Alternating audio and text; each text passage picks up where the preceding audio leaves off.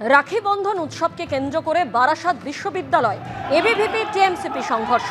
TMCP নেতার নেতৃত্বে সংগঠনের সদস্যদের উপর হামলার অভিযোগ এবিভিপি।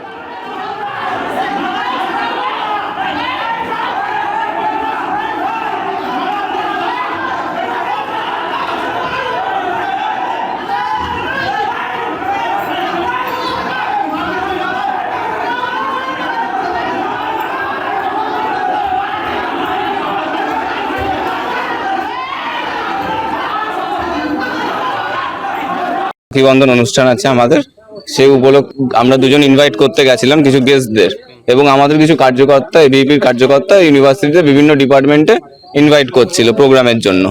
ওরা বাইরে চায়ের দোকানে চা খাচ্ছিল, সেই সময় কিছু বাইরের ছেলেমেয়েরা এবং হোস্টেলে কিছু ছেলেমেয়েরা এসে ওদেরকে মারধর করে। হোস্টেলের স্টুডেন্টরা এবং বাইরের বহিরাগত কিছু তৃণমূলী ছাত্রছাত্রীরা ঠিক আছে এসে আমাদের উপরে আক্রমণ করে, ক্যাম্পাসের মধ্যে মারা হয়েছে আমাদের। অভিযোগ করছে তোমরা আক্রমণ চালিয়েছো?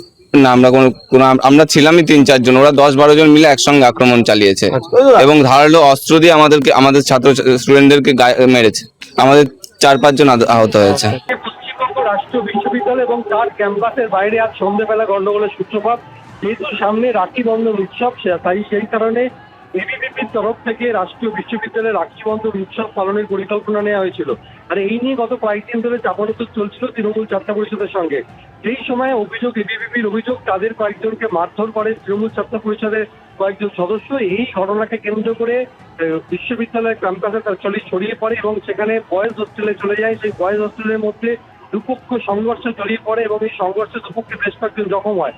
খবর পেয়ে ঘটনাস্থলে পৌঁছয় না দত্তপুকুর থানার পুলিশ। যেহেতু পশ্চিমবঙ্গ রাষ্ট্রীয় বিশ্ববিদ্যালয়ের ক্যাম্পাসটি রয়েছে একেবারে নীলগঞ্জ পুলিশ ফাঁড়ির অন্তর্গত, সেখান থেকে নীলগঞ্জ পুলিশ ফাঁড়ির পুলিশ এবং দত্তপুকুর থানার বিশাল পুলিশ বাহিনী আছে।